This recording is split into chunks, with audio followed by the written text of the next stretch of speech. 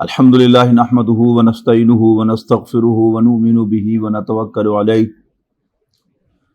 ونعوذ باللہ من شرور انفسنا ومن سیئات اعمالنا من يهده اللہ فلا مضل له ومن يضلل فلا هادی له ونشهد ان لا الہ الا اللہ وحدہ لا شریک له ونشهد ان سیدنا محمدا عبدہ ورسولہ ارسلہ بالہدی ودین الحق لیظہرہ علی الدین کلہ وکفی باللہ شہیدا فصلی اللہ علیہ وسلم تسلیما کثیرا کثیرا اما بعد فاعوذ باللہ من الشیطان الرجیم بسم اللہ الرحمن الرحیم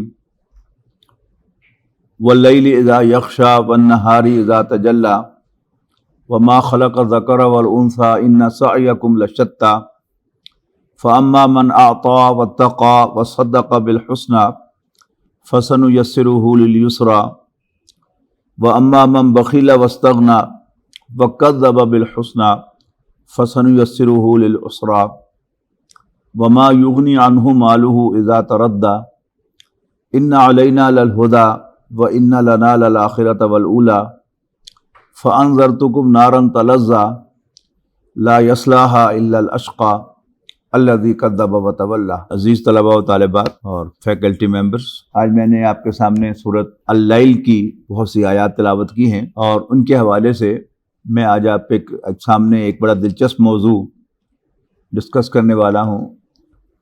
وہ ہے کہ ہدایت کا حقدار کون ہے اور کون اپنے آپ کو گمراہی کا حقدار بناتا ہے۔ اس سورت کا آغاز ہوا کچھ قسموں سے۔ رات کی قسم جب وہ ڈھانپ لے، دن کی قسم جب وہ روشن ہو جائے، اور جو اللہ نے پیدا کیا مرد اور عورت کو، ان سعیکم لشتی، یقیناً تمہاری کوششیں ڈائیورس ہیں، مختلف ہیں۔ وہ کوششوں میں ڈائیورسٹی کیا ہے؟ فاما من اعطا، پس جس نے مال دیا، عطا کیا، سخاوت سے کام لیا، واتقا، اور ڈر ڈر کے بچ بچ کے چلا، وصدق بالحسنی، اور اس نے اچھی بات کو مانا، تصدیق کی، فسنیسرہ للیسری، ہم اس کے لیے آسانی تک پہنچنا آسان بنا دیں گے۔ اس کے برعکس کردار واما من بخل، یعنی سخاوت کے مقابلے میں بخل، جس نے بخل سے کام لیا، اور بچ بچ کے چلنے کے مقابلے میں استغنا، بے پرواہی، کوئی پرواہ نہیں، what to do and what not to، جو جی میں آیا کر دیا۔ اور نمبر 3 وَكَذَّبَ بِالْحُسْنَى، اور اس نے سب سے اچھی بات کو بھی جھوٹا قرار دے دیا، اس کو نہیں مانا، اس کی تکذیب کر دی، تو ہم اس کے لیے مشکل میں پھنسنا آسان بنا دیتے۔ ان تین کیریکٹرز کو پہلے ایک دوسرے کے مقابلے میں پھر نوٹ کر لیں۔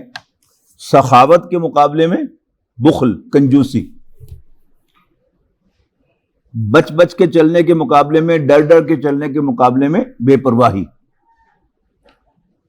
اور اچھی بات کو ماننے کے مقابلے میں اچھی بات کو جھٹلانا، اس کو نگیٹ کرنا۔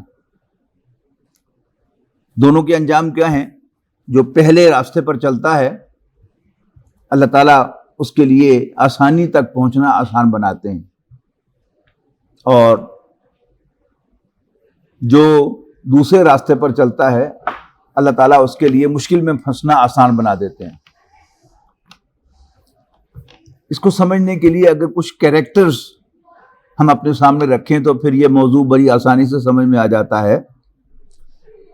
جو پہلی قسم ہے، سخاوت، بچ بچ کر چلنا اور اچھی بات کو مان لینا،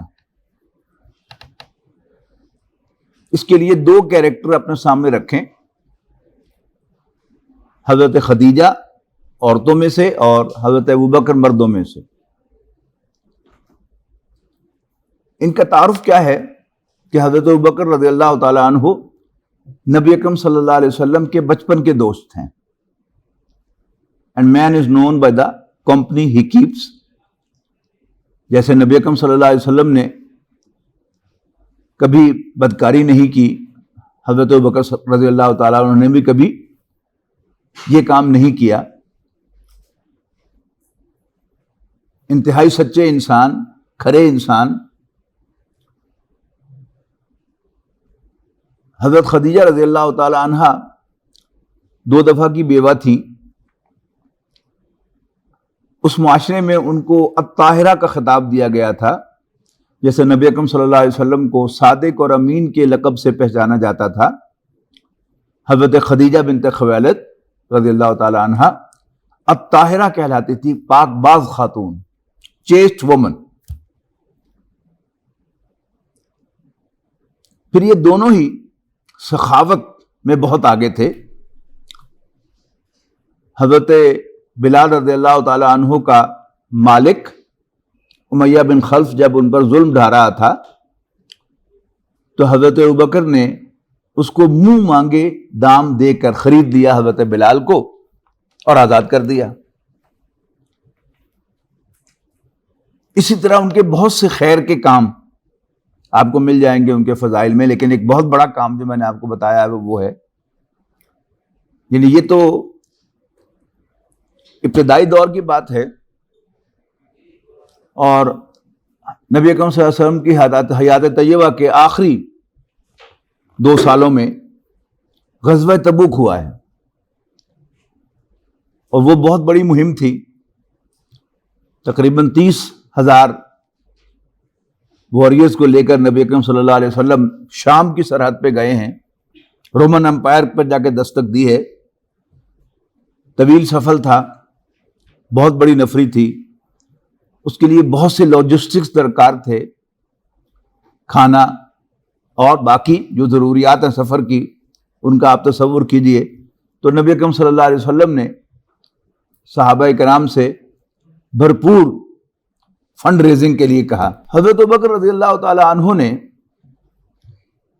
اپنا سب کچھ نبی اکرم صلی اللہ علیہ وسلم کو لا کر پیش کیا غزوہ تبوک کے موقع پر، کہ جب آپ نے اعلان فرمایا کہ زیادہ سے زیادہ لاؤ، تو حضرت عمر رضی اللہ تعالیٰ عنہ اس کے ڈسکرائب کرنے والے ہیں کہ کاروباری آدمی کے حالات کبھی اچھے ہوتے ہیں، کبھی برے ہوتے ہیں. کبھی پیمنٹس پھنس جائیں تو وہ کنگال ہوتا ہے، اور پیمنٹس آ جائیں تو بہت ویل ٹو ڈو ہوتا ہے.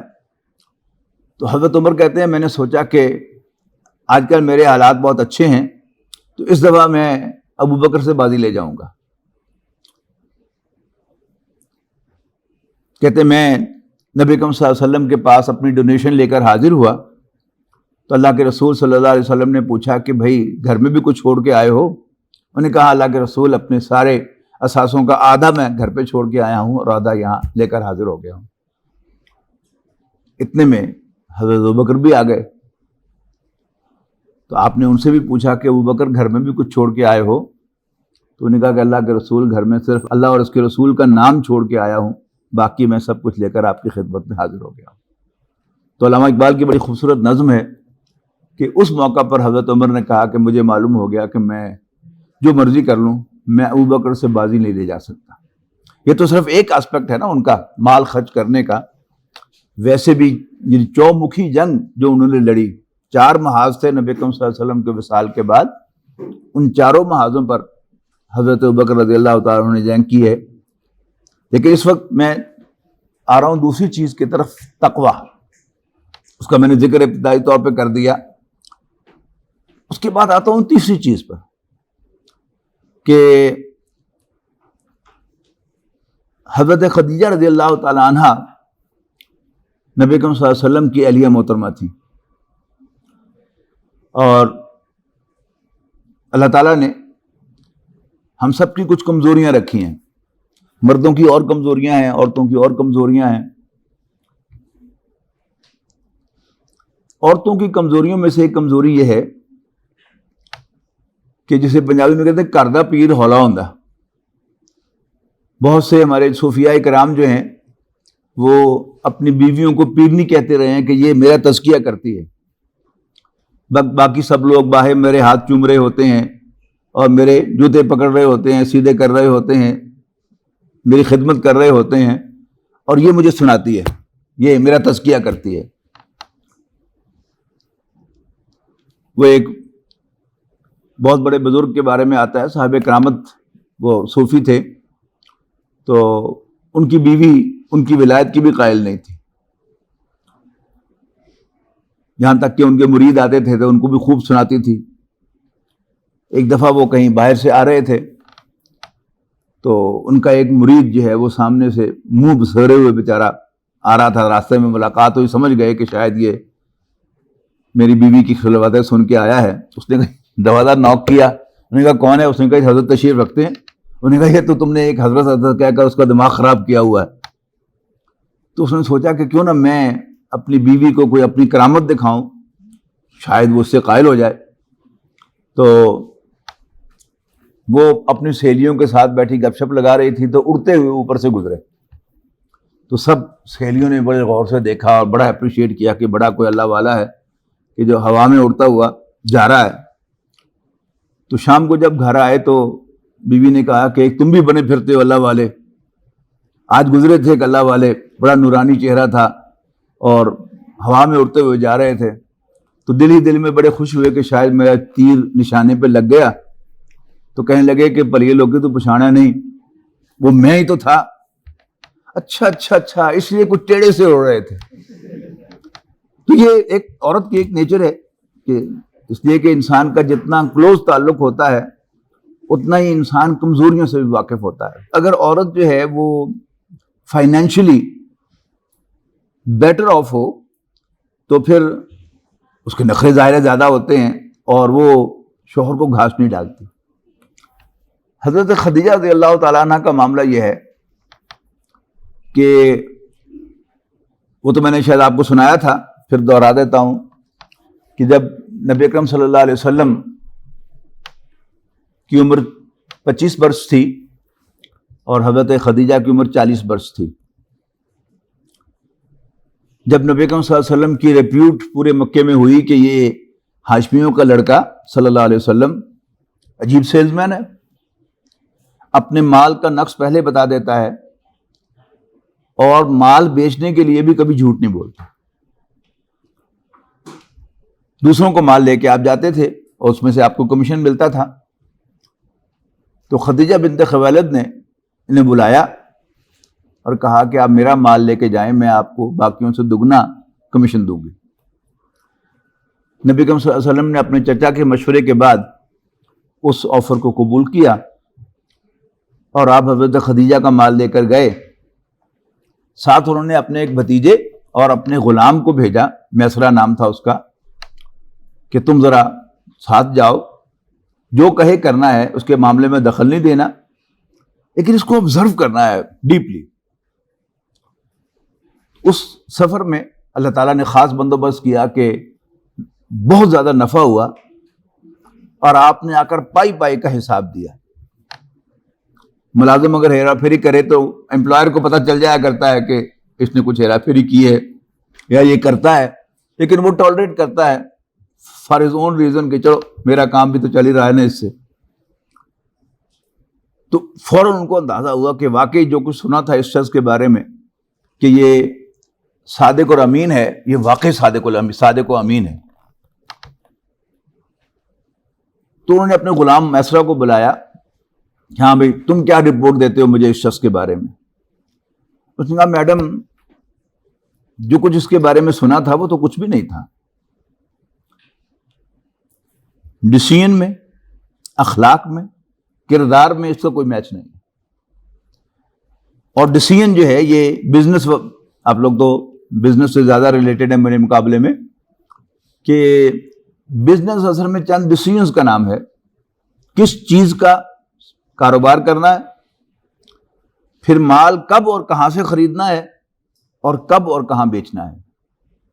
اگر یہ فیصلے صحیح ہو جائیں تو اکثر و بیشتر اللہ تعالیٰ برکت دیتا ہے اور آپ کو منافع ہوتا ہے۔ تو خدیجہ بنت خویلد نے اپنے اس غلام کو آزاد کر دیا اور ٹھان لیا کہ میں اس سے شادی کروں گی۔ اس سے پہلے ابو سفیان جیسا بڑا سردار اور ویل ٹو ڈو آدمی بھی انہیں پروپوز کر چکا تھا، لیکن اس کی آفر کو ٹرن ڈاؤن کر چکی تھی۔ اپنی سہیلیوں سے مشورہ کیا کہ میں محمد سے شادی کرنا چاہتی ہوں، محمد بن عبداللہ سے صلی اللہ علیہ وسلم۔ تو سہیلیوں نے کہا کہ کرو، ہمیں کیوں پوچھ رہی ہو؟ تو خدیجہ بنت خویلد نے کہا کہ میں پیغام کیسے بھیجوں؟ یعنی آج بھی کسی شریف عورت کے لیے پیغام بھیجنا ایک ایشو ہوتا ہے۔ اگر وہ پروپوز کر رہی ہو تو آج سے 1500 سال پہلے اور زیادہ مشکل ہوگا۔ تو ان کی ایک سہیلی نفیسہ نے کہا کہ آپ مجھ پر چھوڑیں، یہ پیغام آپ کا میں پہنچا دوں گی۔ تو نبی صلی اللہ علیہ وسلم طواف کر کے، ہے نا وہ 4 کونے، یہاں حجر اسود ہے، یہیں سے طواف شروع ہوتا ہے، ایک چکر، پھر 2 3 4، تو جب 7 چکر یہاں مکمل ہوئے تو یوں نبی صلی اللہ علیہ وسلم نکلے تو سامنے سے نفیسہ آئی۔ اس نے کہا محمد تم نے شادی نہیں کرنی صلی اللہ علیہ وسلم؟ آپ نے فرمایا کہ میں غریب آدمی ہوں، مجھ سے شادی کون عورت کرے گی؟ نفیسہ نے کہا کہ اگر کوئی عورت تیار ہو تو؟ آپ نے فرمایا کہ پہلے نام بتاؤ پھر میں اپنا فیصلہ بتاؤں گا۔ تو نفیسہ نے کہا کہ خدیجہ بنت خویلد تم سے شادی کرنے کو تیار ہے۔ آپ نے فرمایا اگر خدیجہ تیار ہے تو میں بھی تیار ہوں۔ تو آپ نے گھر جا کر چچا کو بتایا کہ خدیجہ کی طرف سے مجھے شادی کا پیغام آیا ہے۔ تو چچا نے اپنے 2 بھائیوں عباس بن عبد المطلب یعنی حضرت عباس رضی اللہ تعالیٰ عنہ اور ابو لہب کو بلایا مشورہ کرنے کے لیے۔ تو ابو لہب نے بکواس کی اور نبی صلی اللہ علیہ وسلم کو مخاطب ہو کر کہا، پنجابی میں بتا رہا ہوں تاکہ آپ صحیح سچویشن سمجھ میں آئے، بےزتی نہ کرا دیں کدھر۔ ہوتا نا کہ پہلے جب پیغام لے کے جایا جاتا ہے تو پہلے انڈائریکٹ طریقوں سے پتہ کیا جاتا ہے کہ کہیں جب فارملی ہم پیغام لے کے جائیں تو نہ ہو جائے، یہ بڑی بےزتی ہمارے یہاں بھی شمار ہوتی ہے۔ تو معلوم ہوتا ہے کہ پہلے سے یہ بات تھی۔ تو حضرت عباس نے اس کو کنفرنٹ کیا کہ کیا کمی ہے ہمارے لڑکے میں؟ خوبصورت نہیں، جوان نہیں، صادق نہیں، امین نہیں۔ بہرحال حضرت خدیجہ سے فردر کنفرمیشن کے لیے ابو طالب نے اپنی بہن صفیہ بنت عبد المطلب رضی اللہ تعالیٰ عنہ، جن کا ذکر آپ غزوہ احزاب میں، غزوہ خندق میں پڑھتے ہیں کہ جنہوں نے ایک یہودی کا بھیجا نکال دیا تھا لٹھ مار کر ٹینٹ کی، ان کو بھیجا۔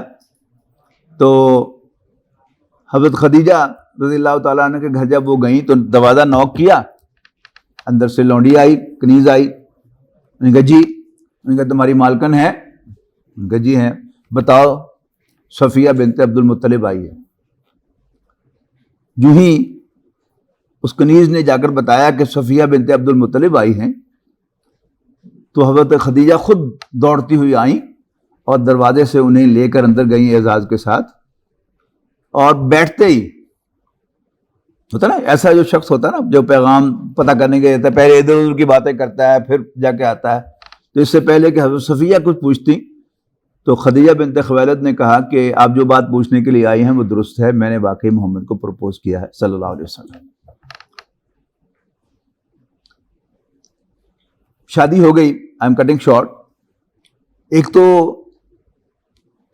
جب حق مہر کی بات ہو رہی تھی، ابو طالب نے پوچھا حضرت خدیجہ کے چچا سے جو ان کے وکیل کی حیثیت سے سامنے آئے تھے کہ مہر کیا لوگے؟ تو اس نے کچھ بولنا چاہا لیکن اس کی زبان اکھلا گئی۔ تو ابو طالب نے کہا کہ ہاں میں سمجھ گیا تم ہینڈسم اماؤنٹ چاہتے ہو، ڈونٹ وری۔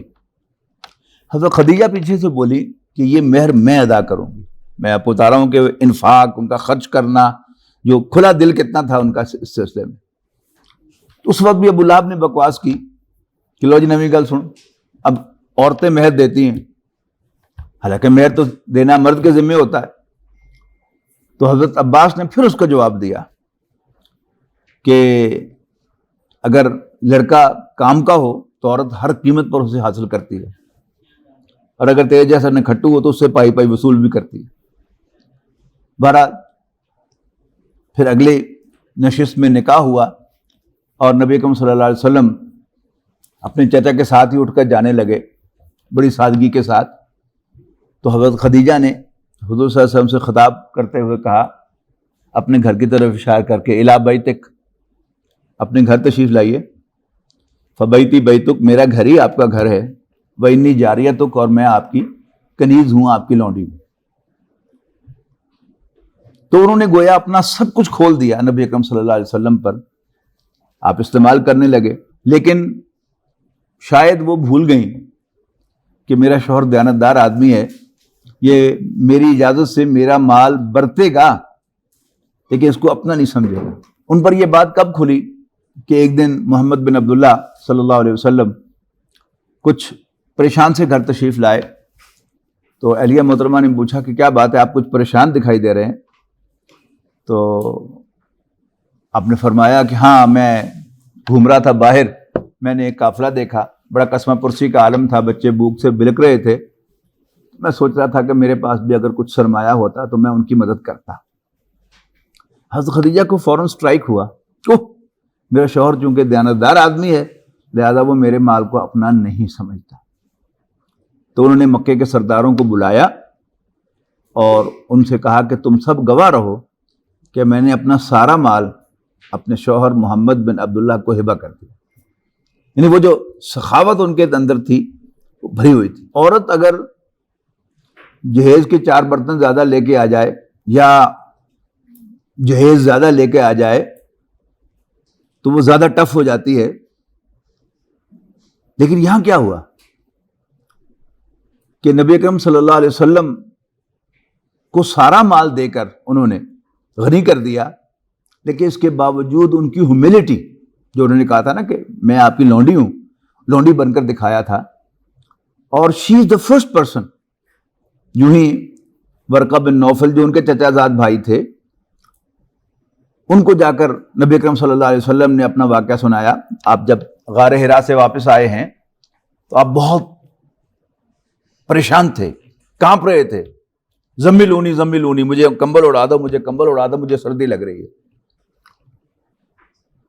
حضرت خدیجہ نے پوچھا کیا معاملہ ہے, سارا معاملہ بتایا. اور پھر وہ اپنے چچا زاد بھائی ورقہ بن نوفل کے پاس لے کے گئیں. یہ تھے تو کرشی, لیکن in search of truth, in pursuit of truth وہ عیسائی ہو گئے تھے. اس لیے کہ نبی اکرم صلی اللہ علیہ وسلم سے قبل جو آخری پیغمبر گزرے تھے وہ حضرت عیسیٰ علیہ السلام تھے, اور اللہ کا آخری پیغام جو آیا تھا زمین پر وہ انجیل شریف ہی تھی. تو انہوں نے بتایا کہ یہ وہی ناموس تھا, یہ وہی فرشتہ تھا جو موسیٰ پر آیا تھا اور فلاں پر آیا تھا اور فلاں پر آیا تھا. اللہ تعالیٰ نے آپ کو اپنا رسول نامزد کیا ہے. اور ساتھ ہی کہا کہ بھتیجے, کاش کہ میں اس وقت تک زندہ رہتا کہ جب تیری قوم تجھے مکے سے نکال دے گی. آپ نے حیران ہو کر پوچھا واقعی؟ انہوں نے کہا ہاں. تو امیڈیٹلی حضرت خدیجہ رضی اللہ تعالی عنہا نے نبی اکرم صلی اللہ علیہ وسلم کو اللہ کا رسول مان لیا. میں کہہ رہا تھا کہ یعنی کسی بیوی کے لیے اپنے شوہر کو کوئی گریٹ مین سمجھنا بھی آسان نہیں ہوتا. جائے کہ اللہ کا نبی سمجھ لینا, یہ وہ ہے کہ اللہ تعالیٰ نے آسانی کی اور پھر ان کے لیے راستے کھولے اور وہ انشاءاللہ سیدھی جنت میں جائیں گی. اسی طرح دوست, دو دوست ایک ہی عمر کے ہوں اور ایک ہی کمیونٹی میں رہتے ہوں,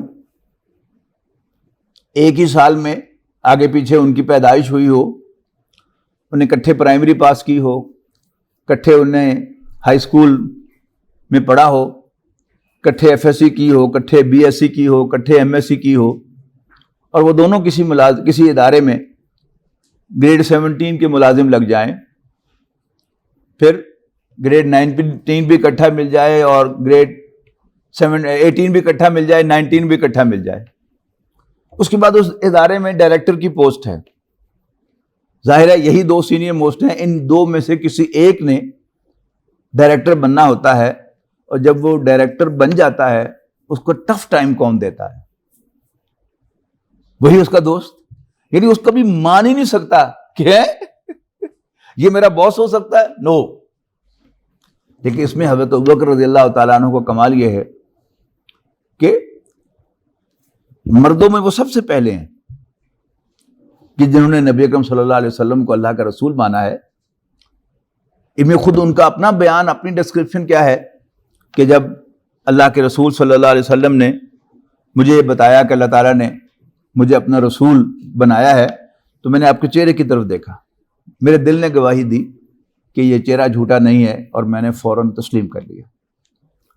اور نبی اکرم صلی اللہ علیہ وسلم کی اس سلسلے میں گواہی یہ ہے کہ کوئی شخص ایسا نہیں ہے جس کے سامنے میں نے دعوت رکھی ہو اور اس نے کچھ توقف نہ کیا ہو، کچھ وقت نہ لیا ہو مجھے ماننے میں، سوائے ابو بکر کے کہ ادھر میں نے اس کے سامنے دعوت رکھی اور جھٹ اس نے تسلیم کر لیا.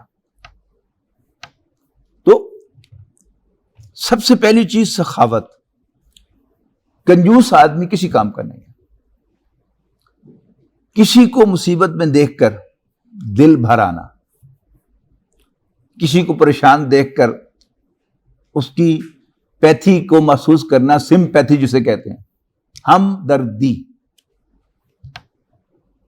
اس کے درد کو محسوس کرنا، اور اگر وسائل ہوں تو اس کو ہیلپ آؤٹ کرنا.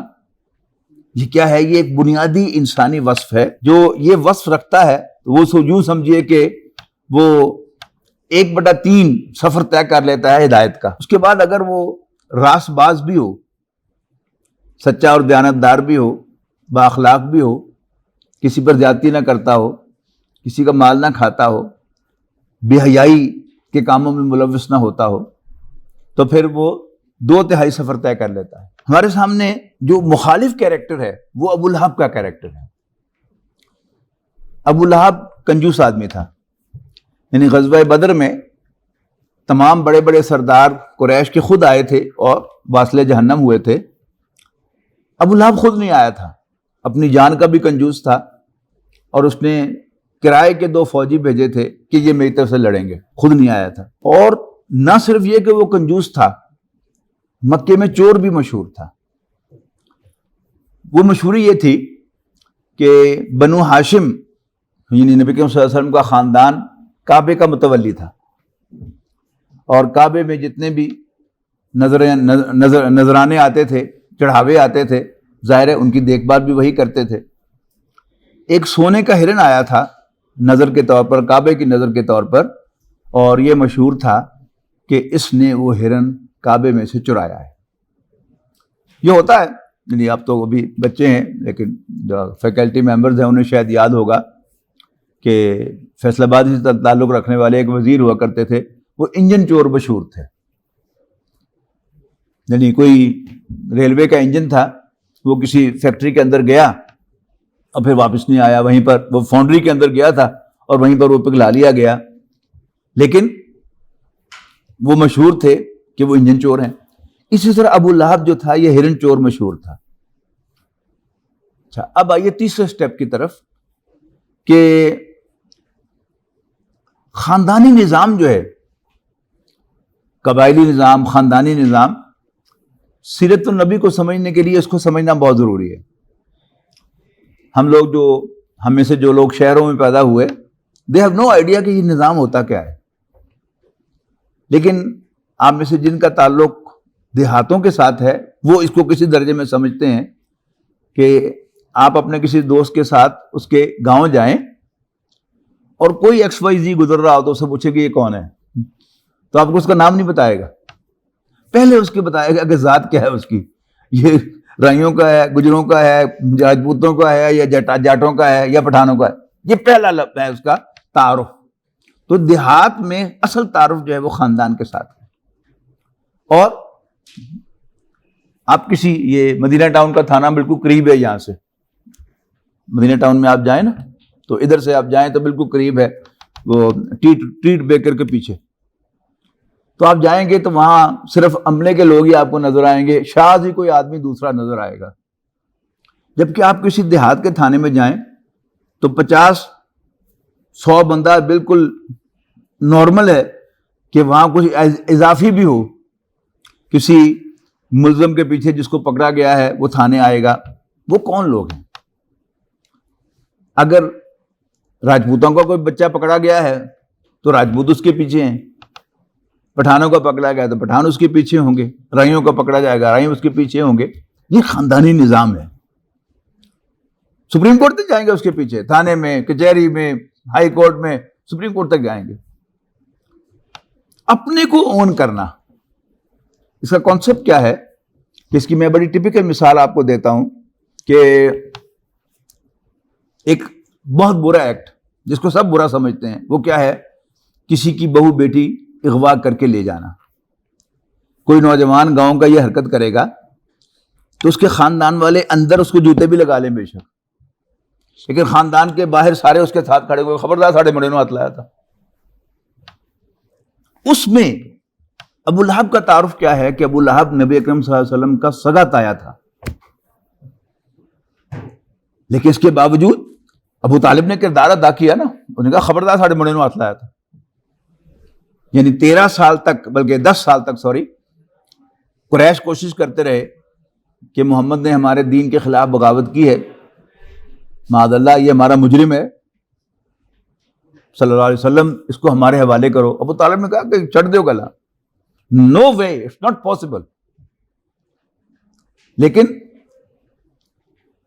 ابو لہب نے جب وہ خاندان کا سربراہ بنا تو اس نے نبی اکرم صلی اللہ علیہ وسلم کو خاندان بنو ہاشم سے نکال دیا. لیکن اس وقت یہ میرا موضوع نہیں ہے، اس وقت میں صرف بات کر رہا ہوں ماننے کی. یعنی اس خاندانی نظام میں اپنے کو اون کیا جاتا ہے جیسا بھی ہو، اور پرائے کو ڈس اون کیا جاتا ہے وہ جیسا بھی ہو. تو ابو لہب نے سگا تایا ہونے کے باوجود نہ صرف یہ کہ نبی اکرم صلی اللہ علیہ وسلم کو اللہ کا رسول نہیں مانا، بلکہ آپ کی بدترین مخالفت کی. نبی اکرم صلی اللہ علیہ وسلم کو جب حکم ملا کہ ابتدائی طور پر جو پہلے 3 سال ہیں اس میں نبی اکرم صلی اللہ علیہ وسلم کو علی اعلان اپنی نبوت کا اعلان کرنے کا حکم نہیں آیا، مین ٹو مین دعوت پھیلتی رہی.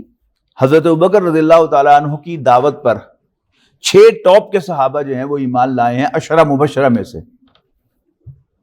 حضرت عثمان ان کی دعوت پر، حضرت طلحہ ان کی دعوت پر، حضرت زبیر ان کی دعوت پر، عبد الرحمن ابن عوف ان کی دعوت پر، اور سعید ابن زید حضرت عمر کے بہنوئی وہ ان کی دعوت پر، ان کے بہنوئی کے والد یعنی حضرت عمر کی بہن فاطمہ بنت خطاب کے سسر سعید ابن زید، یہ ان کی دعوت پر ایمان لائے ہیں. تو یہ اور سعد ابن ابی وقاص یہ سب ان کی دعوت پر ایمان لائے ہیں.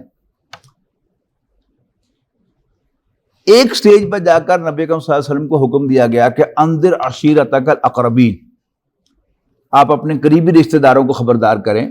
تو نبی اکرم صلی اللہ علیہ وسلم نے بنو ہاشم کی دعوت کی. حضرت علی جن کی حیثیت حضور صلی اللہ علیہ وسلم کے بیٹے کی تھی، عمر کے اعتبار سے تو وہ بیٹے تھے لیکن رشتے کے اعتبار سے وہ نبی اکرم صلی اللہ علیہ وسلم کے چچا زاد بھائی تھے. انہوں نے سارا انتظام کیا اور کھانا کھلانے کے بعد نبی اکرم صلی اللہ علیہ وسلم کھڑے ہوئے اور آپ نے ان کے سامنے دعوت رکھی. تو اس پر ابو لہب نے اتنا شور مچایا کہ نبی اکرم صلی اللہ علیہ وسلم کو بات ہی نہیں کرنی. 2 ہفتے کے بعد پھر نبی اکرم صلی اللہ علیہ وسلم نے کھانے پہ بلایا. اس مرتبہ لوگوں نے بات سن لی. صرف حضرت علی رضی اللہ تعالیٰ عنہ جو پہلے سے ایمان لا چکے تھے، انہوں نے اعلان کر دیا کہ اگرچہ میری ٹانگیں پتلی ہیں، میری آنکھیں دکھتی ہیں، میں بیمار ہوں، کمزور ہوں، لیکن بھائی جان میں آپ کے ساتھ ہوں. ساروں نے کہا لگا دیا کہ لو جی یہ ہے اللہ کے رسول اور یہ ہے ان کے دوست، ان پہ ماننے والے. تو نبی اکرم صلی اللہ علیہ وسلم پر ایمان لانے کی بجائے ابو لہب نے مخالفت کی. یہاں تک کہ جب 3 سال کے بعد آپ کو حکم ہوا کہ فاصدع بما تؤمر، جس بات کا آپ کو حکم ملا ہے آپ اس کو ڈنکے کی چوٹ کہہ دیں، تو نبی اکرم صلی اللہ علیہ وسلم کوہ صفا پر چڑھے. اور یہ مکے کی روایت تھی کہ جب بھی کسی شخص کو کوئی اہم اعلان کرنا ہوتا تھا تو وہ کسی اونچے مقام پر چڑھ جاتا تھا ٹو میک ہمسیلف ویزیبل، اور وہاں کپڑے پھاڑ دیتا تھا اپنے تاکہ اور زیادہ متوجہ ہو جائے. جیسے آپ دیکھتے ہیں نا کہ یہ ایمبولینس جو ہیں اور فائر بریگیڈ کی گاڑیاں ان پر ایمبولینس یا فائر الٹا لکھا ہوا ہوتا ہے اکثر. وہ کیوں لکھا جاتا ہے؟ انسان متوجہ ہو جائے, اچھا اوہو یہ تو ایمبولینس ہے, میں راستہ دے دوں فٹافٹ, یہ تو فائر انجن ہے, میں راستہ دے دوں اس کو فٹافٹ, تو الٹا لکھا جاتا ہے. تو وہاں روایت کیا تھی کہ جس کو کوئی اہم بات کرنی ہوتی وہ اونچے مقام پر چڑھ کر کپڑے پھاڑ دیتا. اب یہ ولگیرٹی تو حضور صلی اللہ علیہ وسلم کے لیے امپاسبل تھی, لہذا آپ نے وہ حصہ مائنس کر دیا, لیکن آپ کوہ صفا پر چڑھے. یہ کوہ صفا سمجھ گئے نا, صفا مروہ والا جو صفا ہے, اس کے اوپر آپ چڑھے اور آپ نے وہاں پر واہ صباحا کا نعرہ لگایا. یہ مخصوص روایت تھی, ہائے وہ صبح جو آنے والی ہے. لوگ اکٹھے ہو گئے تو دیکھا تو محمد بن عبداللہ کھڑے ہیں اوپر, تو ظاہر ہے اور زیادہ چونکے کہ سچا اور دیانتدار شخص آج کیا اعلان کرنے والا ہے. تو نبی اکرم صلی اللہ علیہ وسلم نے پوچھا کہ تم نے مجھے کیسا پایا؟ تو لوگوں نے کہا کہ ہم نے آپ کو سچا اور امین پایا. آپ نے پوچھا کہ اگر میں کہوں کہ اس پہاڑ کے پیچھے سے کوئی لشکر تم پر حملہ آور ہونے والا ہے, مان لو گے؟ انہوں نے کہا ضرور مانیں گے, اس لیے کہ آپ نے کبھی جھوٹ نہیں بولا. تو آپ نے فرمایا کہ میں پھر تمہیں آخرت سے ڈراتا ہوں کہ تم مرنے کے بعد دوبارہ زندہ کیے جاؤ گے اور اپنے رب اللہ تعالیٰ کے سامنے پیش کیے جاؤ گے, اور مجھے اللہ تعالیٰ نے اپنا پیغمبر نامزد کیا ہے. اس موقع پر ابو لہب نے بکواس کی تھی وہ کہ تبن لک یا محمد. اس کا میں پنجابی میں ترجمہ کروں تو آپ کو زیادہ اچھا لگے گا, سمجھ میں آئے گی بات. ٹوٹ پینیاں علی حاضہ جماعت تھا, کیا اس بات کے لیے تو نے ہمیں جمع کیا تھا؟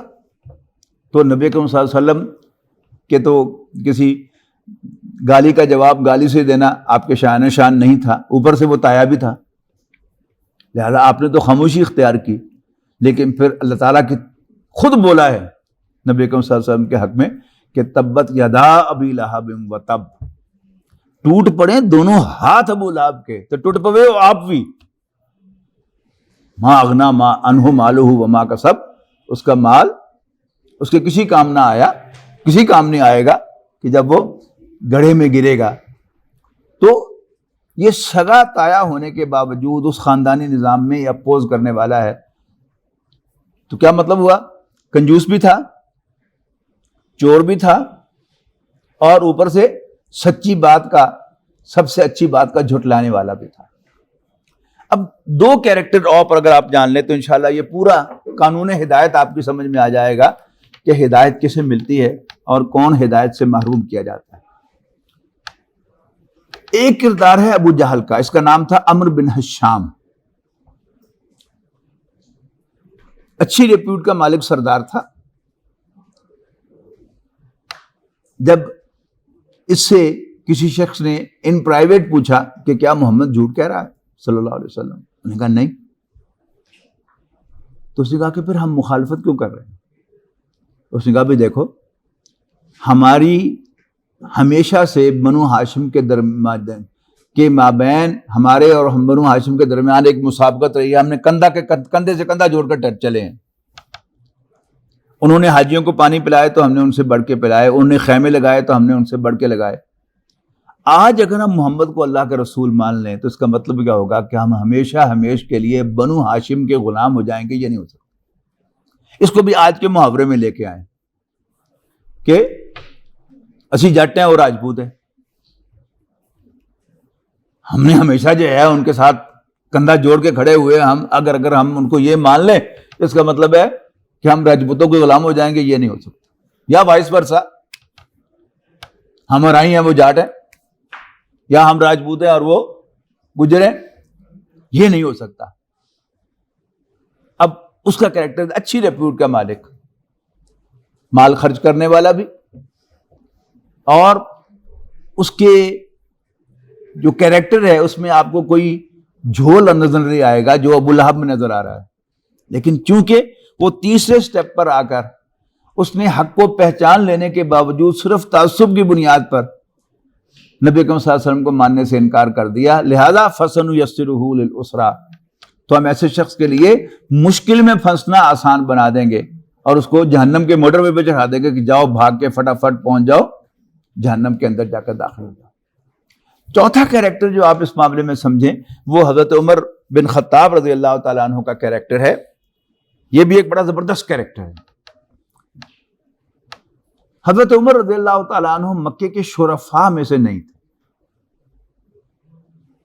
یہ ہوتا نا کہ میں ذکر کر رہا تھا کہ کسی کی بہو بیٹی اغوا ہو جائے تو جو سو کالڈ شرفاء ہوتے ہیں نا وہ تو کونوں خطروں میں گھس جاتے ہیں. پھر چھڑا کے کون لاتا ہے, ڈھونڈ کے کون لاتا ہے؟ نہیں, ایک ایسا آدمی گاؤں کا یا شہر کا لاتا ہے جس کا شمار شریفوں میں نہیں ہوتا. عمر بن خطاب رضی اللہ تعالیٰ عنہ ایک مرتبہ ننگی تلوار ہاتھ میں لے کر نکلے گھر سے اور تیور بتا رہا تھا کہ آج کسی کی خیر نہیں ہے. راستے میں نعیم نامی, ابو نعیم تھے یا نعیم تھے, ایک صحابی ملے رضی اللہ تعالیٰ عنہ. انہوں نے کہا کہ کدھر خیر نہ؟ ان کے آج میں کنڈا کڈن چلے. کیڑا کنڈا کڈن چلے؟ ان کہ جی میں محمد کو صلی اللہ علیہ وسلم معاذ اللہ قتل کرنے کے لیے جا رہا ہوں کہ ہمارے معاشرے میں اس نے تفریق پیدا کر دی ہے, بھائی بھائی کو لڑا دیا ہے, باپ بیٹے کو لڑا دیا ہے, میاں بیوی کو الگ کر دیا ہے. میں کنڈے کاٹا ہوں تاکہ یہ تفریق اور یہ سارا فساد انورٹڈ کامرز میں کہہ رہا ہوں ختم ہو جائے. وہ بڑے ذہین آدمی تھے. انہوں نے کہا واہ بھائی واہ, پہلے گھر دی خبر لے آؤ. کیا ہوا میرے گھر کو؟ انہوں نے کہا تیری بہن فاطمہ اور تیرا بہنوئی سعید, وہ تو اس پر ایمان لا چکے ہیں, مارنے سے پہلے انہوں نے مار ڈال کے. اب ہر جو شخص ہوتا نا اس کی گالی جو ہے وہ اور ہوتی ہے. کسی انٹلیکچوئل کو آپ نان سینس کہیں,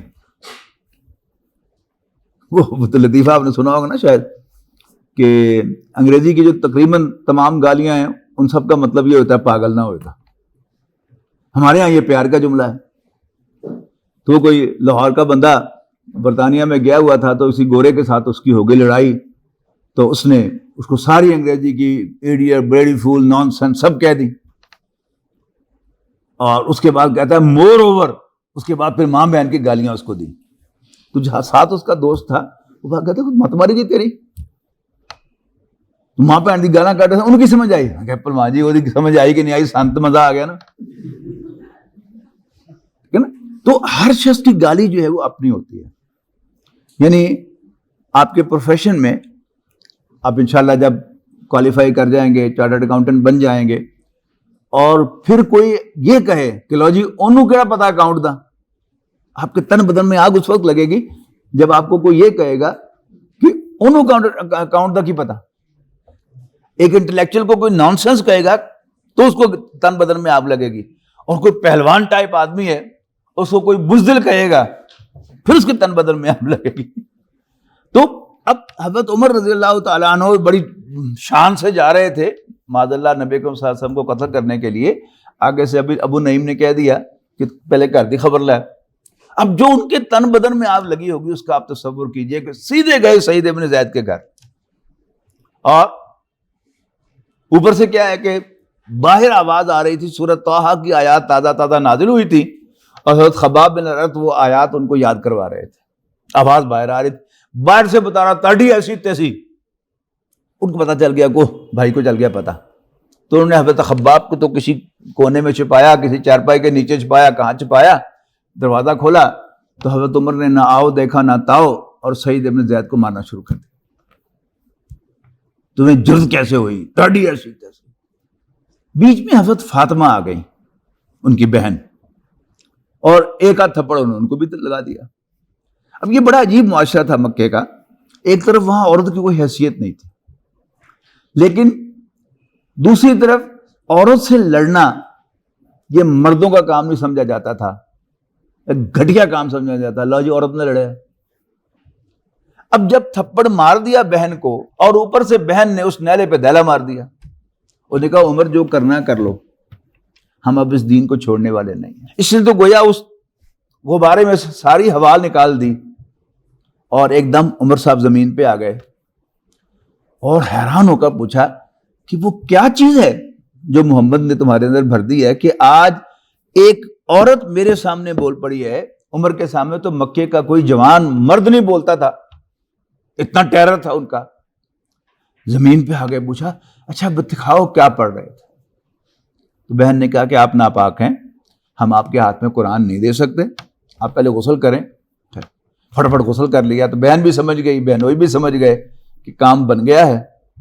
آیا ان کے سامنے سورۃ طٰہٰ کی آیات رکھی، پڑھا طٰہٰ ما انزلنا علیک القرآن لتشقیٰ الا تذکرۃ لمن یخشیٰ۔ ہم تو ظاہر عربی نہیں جانتے اور ہم اچھی عبارت کو اپریشیٹ نہیں کر سکتے۔ اردو کی اچھی عبارت ہوگی ہم اپریشیٹ کریں گے، جس کی انگریزی اچھی ہے وہ انگریزی کی عبارت کو اپریشیٹ کرے گا۔ تو فوراً انہوں نے کہا کہ نہیں، یہ اللہ کا کلام ہے، یہ انسان کا کلام نہیں ہے، اور فوراً مسلمان ہو گئے۔ تو گویا جو پہلے 2 سٹیپ تھے وہ ابو لہب کے ساتھ تھے، not having a good repute, اور کوئی سخاوت کا بھی کوئی چرچا ان کے بارے میں نہیں تھا، لیکن جب حق سامنے آیا تو فوراً قبول کر لیا۔ تو کس کے ساتھ آ گئے؟ یعنی کانٹا بدل کر حضرت ابوبکر اور حضرت خدیجہ کے ساتھ شامل ہو گئے۔ تو یہ ہے حضرت عمر رضی اللہ تعالیٰ عنہ۔ اس کے بعد فرمایا کہ ابو لہب کے بارے میں ذہن میں رکھیے گا کہ اس کے لیے اس کا مال اسے کسی کام نہ آیا۔ جب وہ جہنم کے گڑھے میں گرے گا تو اس کا مال اسے کسی کام نہیں آئے گا۔ فَأَنذَرْتُكُمْ نَارًا تَلَظَّىٰ، تو میں نے تمہیں دیکھتی ہوئی آگ سے خبردار کر دیا ہے، لا يَصْلَاهَا إِلَّا الْأَشْقَى، اس میں نہیں گرے گا مگر انتہائی بدبخت، الذی کذب وتولی، وہ انتہائی بدبخت کون ہے؟ جو سچی بات سامنے آئے اور اس کو جھوٹا قرار دے اور اس سے منہ موڑ لے۔ تو پہلے 2 سٹیپس میں وہ اگرچہ کسی بھی طرف ہو، لیکن اگر حق سامنے آ کر آئے تو وہ قبول کر لے تو اللہ تعالیٰ اس کے لیے ہدایت کے دروازے کھول دیتا ہے۔ اور جو حق بات کو ریجیکٹ کرتا ہے، سچی بات کو تسلیم کرنے میں ریلیکٹنٹ ہوتا ہے، اللہ تعالیٰ اس کے لیے ہدایت کے دروازے بند کر دیتا ہے اور کہتا ہے جاؤ دفع ہو جاؤ۔ If you don't need truth, تو پھر جاؤ دفع ہو جاؤ۔ یعنی انسان کو اللہ تعالیٰ نے خیر اور شر کی پہچان دے کر بھی بھیجا ہے اور اپنی معرفت بھی دے کر بھیجا ہے۔ پھر انشاءاللہ کسی وقت یہ اللہ تعالیٰ کی معرفت کی جو بات ہے، اللہ تعالیٰ نے ہم سب کو وہ معرفت دے کر بھیجا، اس پر گفتگو کریں گے۔ تو اللہ تعالیٰ نے اپنی معرفت بھی دے کر بھیجا ہے، اپنی پہچان بھی دے کر بھیجا ہے، اور خیر اور شر کی پہچان بھی دے کر بھیجا ہے۔ اگر انسان اس خیر اور شر کی پہچان سے اپنا راستہ ڈھونڈتا رہتا ہے، اس کی روشنی میں چلتا رہتا ہے، تو آگے بڑھتا چلا جاتا ہے۔ اور اگر اس روشنی کو جو اندر سے مل رہی ہے کہ نا یہ غلط کام ہے، وہ غلط کام کرتا ہے، اور اچھا کام ہے، اندر سے روشنی مل رہی ہے کہ اچھا کام ہے، وہ نہیں کرتا، اس کو اوائڈ کرتا ہے، تو پھر آہستہ آہستہ وہ روشنی جو ہے مدھم ہونا شروع ہو جاتی ہے، اور ہوتے ہوتے پھر وہ ایسا معلوم ہوتا ہے کہ جیسے چراغ بجھ گیا ہے، جسے اقبال نے کہا کہ وائے ناکامی متاع کارواں جاتا رہا، کارواں کے دل سے احساس زیاں جاتا رہا، کہ پھر اسے برائی جو ہے وہ اچھی لگنے لگتی ہے اور اچھائی جو ہے بری لگنے لگتی ہے۔ ایک نبی کریم صلی اللہ علیہ وسلم کا بڑا خوبصورت فرمان سنا کر آج کی گفتگو ختم کرتا ہوں۔ ہم سب کے لیے معیار ہے کہ ہم اپنے گریبان میں جھانکیں۔ آپ نے فرمایا کہ اذا ساءت کا سیئاتو کا، جب تمہاری برائی بری لگے، یعنی تم سے برائی ہوئی اور یو فیلٹ بیڈ، اوہو یہ کیا کر بیٹھا، وسرت کا حسناتو کا، اور تمہیں تمہاری نیکی مسرت دے، فانت مومن، تو تم مومن ہو، یعنی تمہارے اندر ایمان کی رمق موجود ہے۔ لیکن جب معاملہ الٹ ہو جائے کہ انسان کو اپنی برائی اچھی لگنے لگے اور اپنی نیکی جو اس پر افسوس نہ لگے کہ اوہو یہ میں نے کیوں کیا، تو پھر اس کا مطلب کیا ہے کہ اس کے اندر سے وہ ایمان کی رمق بھی نکل گئی۔ اللہ تعالی ہم سب کو ایمان کی دولت سے مالا مال فرمائے۔ آخر دعوانا ان الحمدللہ رب العالمین، الحمدللہ رب العالمین والصلاة والسلام علی رسولہ الکریم۔ ربنا اغفر لنا ذنوبنا وکفر عنا سیئاتنا وتوفنا مع الابرار، اللهم انا نسألك الهدى والتقى والعفاف والغنى، رب اغفر وارحم وانت خیر الراحمین، انت ولینا فی الدنیا والآخرہ، توفنا مسلمین والحقنا بالصالحین۔ رب اغفر وارحم وانت خیر الراحمین اللہم من احییتہ منا فاحیہ علی الاسلام ومن توفیتہ منا فتوفہ علی الایمان اللہم اشف مرضانا ومرضى المسلمین اذهب البأس رب الناس فاشف انت شافی لا شفاء الا شفاؤک شفاء لا یغادر سقما صلی اللہ تعالی علی رسولہ خیر خلق محمد وآلہ وصحبہ اجمعین رحمتک